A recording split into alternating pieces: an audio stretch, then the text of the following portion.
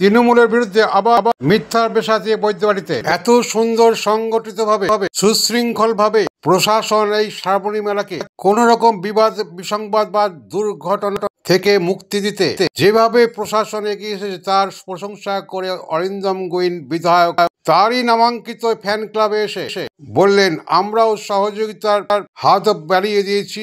আমাদের এই ফ্যান ক্লাবের প্রতিটা সদস্যা এবং তৃণমূলের সমস্ত সংগঠন যেভাবে এগিয়ে এসেছে তাতে ঈর্ষান্বিত হয়ে বিজেপি কালিমা লিপ্ত করার চেষ্টা করেছে যে প্রশাসন নাকি তৃণমূলের সাথে জিজিয়া কর তুলেছে। এরকম মিথ্যার বেশাতি একমাত্র বিজেপি করতে পারে বলে ক্ষোভ প্রকাশ করেন তারই নামাঙ্কিত এই ফ্যান ক্লাবের ক্যাম্পে এসে। শ্রাবণী মেলার পুণ্যার্থীদের সাহায্যে সব সদস্যদের একত্রিত করে ব্যবস্থাপনায় যিনি ছিলেন তিনি আর কেউ নয়, যোগ্য সংগঠক স্বপন পাল। তার ব্যবস্থাপনার ভূয়সী প্রশংসা করেন বৈদ্যবাড়ির চেয়ারম্যান পিন্টু মহাতো থেকে শুরু করে বিধায়ক অরিন্দম গোয়েন প্রমুখরা। বলবেন তারা তার কথা শুনে আমরা সবাই চলবো, এটাই আমার দৃঢ় প্রতিজ্ঞা। আমরা চাই যে ভালোভাবে সুষ্ঠুভাবে যাত্রীরা যাক, আর কোনো অসুবিধা হলে আমরা সেটা সলভ করে দিচ্ছি। সারা বছর তো অরিন্দম গোয়েন ফ্যান্স ক্লাব থেকে বিভিন্ন রকম সমাজগুলো করে থাকে।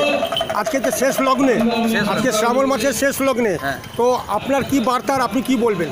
আমার বার্তাই একটা, আমরা যেটা অরিন্দম গোয়েন ফ্যান ক্লাব মানে হচ্ছে আমরা যারা অরিন্দম গোয়েনকে ভালোবাসি তারা সবাই যেন প্রত্যেকটা ওয়ার্ডে প্রত্যেকটা পাড়ায় দাদার জন্যে সবাই কেউ না কেউ কিছু একটা প্রোগ্রাম করুক মানুষের জন্যে, সেই বার্তা দিই।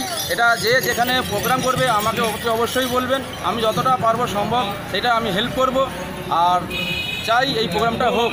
দাদা মানে আমাদের মনের মধ্যে, দাদা মানে আমাদের হৃদয়ের মধ্যে, দাদা মানেই আমাদের সব।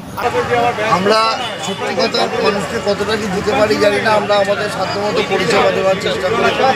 আমরা চেষ্টা করি মানুষের কাছে। আমার শুধু আমি বলবো না, আমাদের ফুল টিম, চেয়ারম্যান আছে, কাউন্সিলাররা আছে, আমার কর্মীরা আছে, যারা আমাদের সম্পদ, প্রত্যেকে আমাদের ফুল সাপোর্ট। আমার এই টোটাল বিধানসভায় আমার সব চেয়ারম্যান, সব সিআইসিরা, সমস্ত কাউন্সিলররা যেভাবে তারা সাপোর্ট করে, যেভাবে পাশে থাকে, আমার সাংসদ থেকে শুরু করে সবাই মিলে আমরা টিম ওয়ার্ক করি।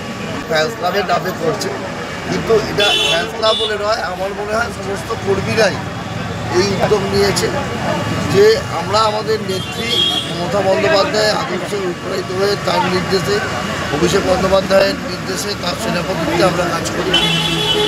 আমাদের এই লক্ষ লক্ষ মানুষ গেছে, আপনারা দেখবেন যে এই রাস্তার উপর যতগুলো ক্যাম্প আছে বেশিরভাগটাই তৃণমূলের ক্যাম্প। কখনো যুব, কখনো মহিলা, কখনো মাদা, কখনো অন্যান্য সংগঠন, আমাদের সংখ্যালঘু সেল, আইনজীবী, সবাই করেছে। প্রত্যেকে সমস্ত ধর্মের মানুষ, সমস্ত বর্ণের মানুষ তারা একত্রিত হয়, তারা জল নিয়ে যায়, মানুষ পূর্ণ অর্জন করতে যায়। তো এই ক্যাম্পও সবাই মিলে আমরা করি। বিজেপির কর্মী নেতারা যারা এটাকে সহ্য করতে পারে না, তারা এটাকে নিয়ে একটা বদনাম করেছিল যে সরকার নাকি জিজিয়া কর তুলছে।